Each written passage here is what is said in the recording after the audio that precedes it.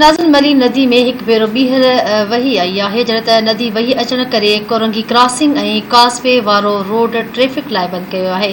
इन हवाले सां रिपोर्ट करे रहियो आहे निज़ामुद्दीन भुट्टो। बरसात पवण सबबि मली नदी हिकु दफ़ो ॿीहर भरिजी वई आहे।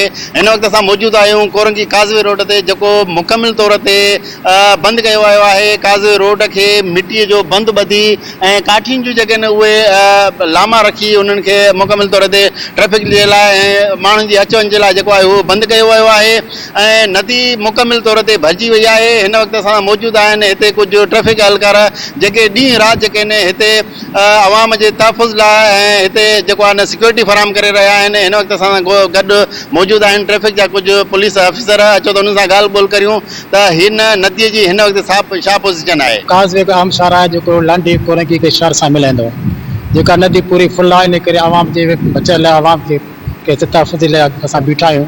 हीअ चारों तरफ़ खे बंदि कयो, तरफ़ बंदि आहे, परे तरफ़ बंदि कयूं।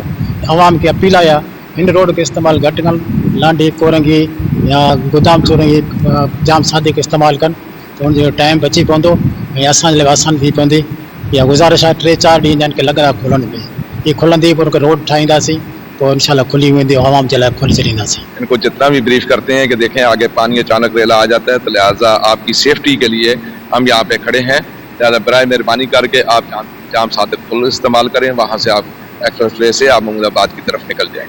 और महमूदाबाद से आने वालों को यही कहते हैं कि आप वहाँ से एक्सप्रेस वे से जाम सादिक से उधर आप ट्रैवल करें, इस तरफ ना आए क्योंकि आपके साथ छोटे बच्चे होते हैं, लेडीज़ वगैरह होती है, तो इस वजह से काफ़ी नुकसान का अंदेशा होता है। लिहाजा इंसानी जान ज़्यादा कीमती है, गाड़ियों से बेहतर यह इंसानी जान कीमती होती है। लिहाजा बराए मेहरबानी सबसे ये मोदबाना गुजारिश करते हैं, जो भी देख रहे हैं या सुन रहे हैं, बराए मेहरबानी करके जब तक ये बारिशों का सिलसिला जारी है, नदी बंद है, तो यहाँ आने जाने के लिए ज़िद ना करें।